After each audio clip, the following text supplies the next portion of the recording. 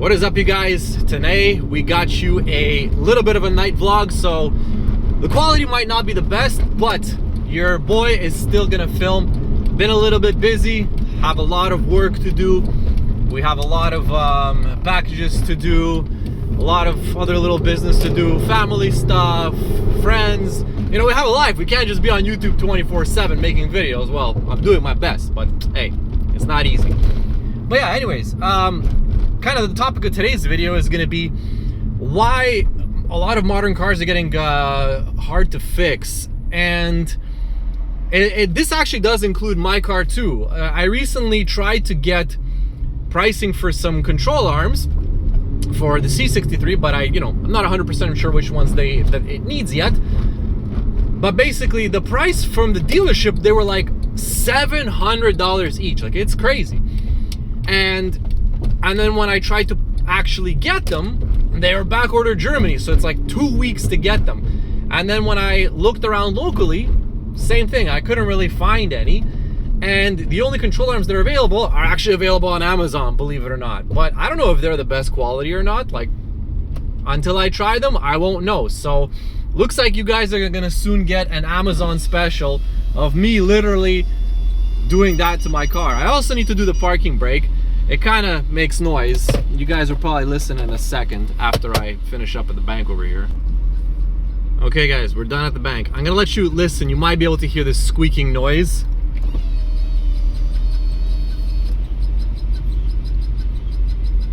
Oh, that's horrible. It's coming from the parking brake. Like, listen to this. I'm still moving.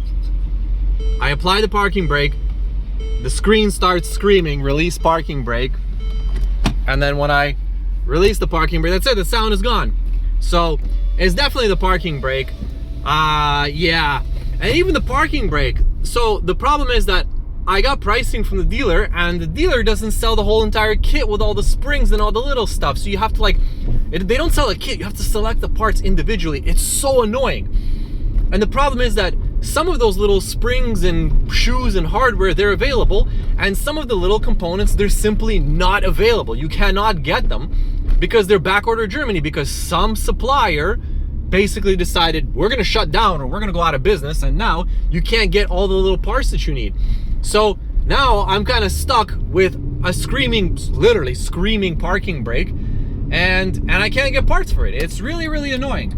So I'm gonna try to find the parts that I need to be able to fix this car, and hopefully I can get them quick, because, well, I really need them. And the thing is, there's so many of these modern cars that we've recently tried to fix, and we're looking for parts and you simply can't get them.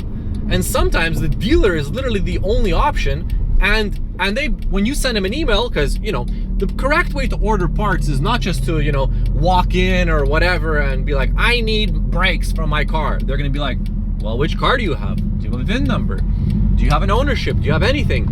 So the correct way to do it is to put everything in writing, so you can get a quote, you can get some information.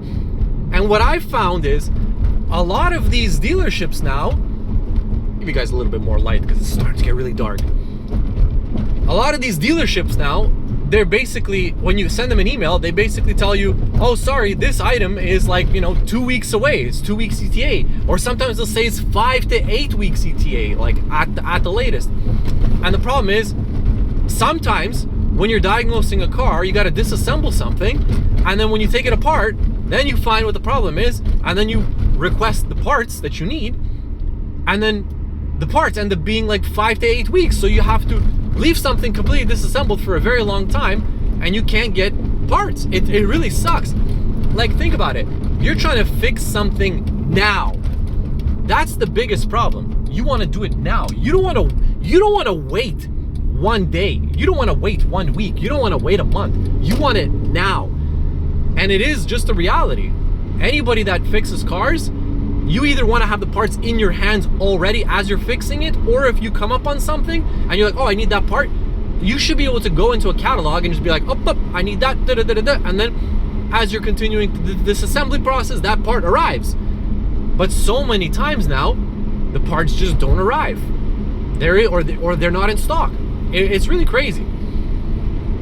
Again, I'm being a little bit snobby and obnoxious and demanding, But this is just the reality. The supply of things is dwindling. It's kind of crazy. There's still, demand is still there, but supply is not there. And that's a big problem. To be honest with you guys, this is gonna start to create price pressures on pretty much everything. Prices are gonna go up, and only people with money are gonna be able to afford what's available. And this is just the reality. Like even right now, I'm at half a tank of gas. You probably, if you were still watching up to this point, you saw that my parking brake, I activated it, it starts, beeping. I was at half a tank of gas. But guess what? Tomorrow, gas prices are going up 10 cents. So I'm gonna go fill up the gas. But not only am I gonna fill up the gas, I'm gonna fill up this 25-liter tank and that 25-liter tank. That's 50 liters back there and 37.5 liters there. Why? Well, because if you really think about it, 10 cents on almost 100 liters of fuel. I'm not actually filling up a full 100 liters, but we're gonna get close, about 87 liters. If I was to fill up 100 liters of fuel and gas prices are going up 10 cents tomorrow, again, you have to do the math. It's $10 price difference if you fill up today or you fill up tomorrow.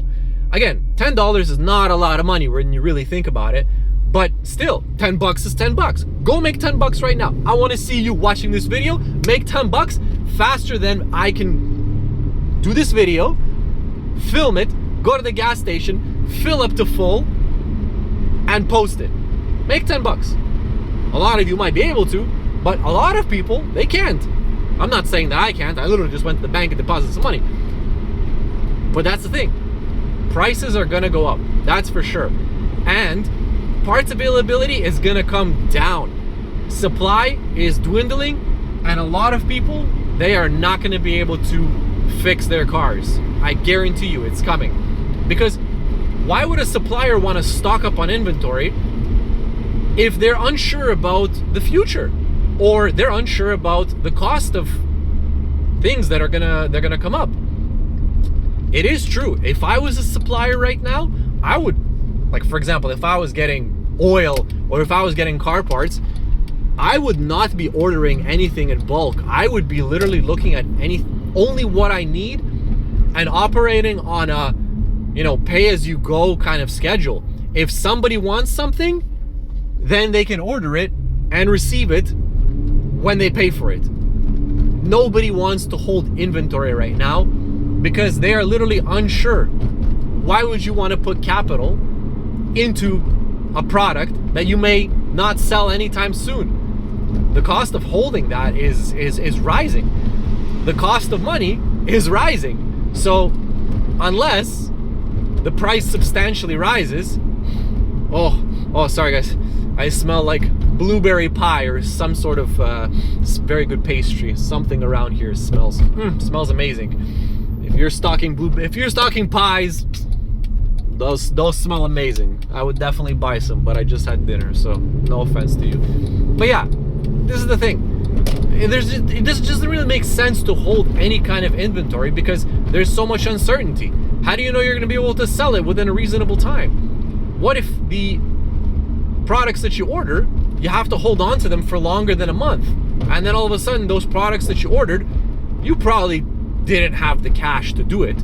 A lot of businesses operate on credit, so if you order something and you haven't gotten paid for that entire amount and made your profit within a month, you're starting to take on a loss because that inventory has to sit and you still have to pay for the accounts payable because somebody's going to come knocking on your door, net 30, and is going to tell you, pay me. And if you haven't sold the product, you got to pay someone. So a lot of businesses and a lot of suppliers are starting to really question what they really do need and don't need. It's starting to get a little bit concerning. But hey, this is just the reality of the new world and the reality of what's coming next. So if you guys need parts, if you guys want to fix something, you should do it now because prices will go up and availability is going to come down. So if you see something that you need to fix and somebody tells you, oh, you should probably do it now because supply is very low, they're not lying to you. It is true. I would trust them. And I would order whatever you need to order, secure it at whatever price that you want to secure it at, because I don't know if it's going to be available.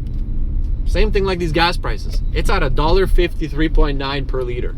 I'm going to fill up pretty much to full. Yeah, that's what it is. Anyways, guys, thank you all for watching this video. See you in the next one. Peace.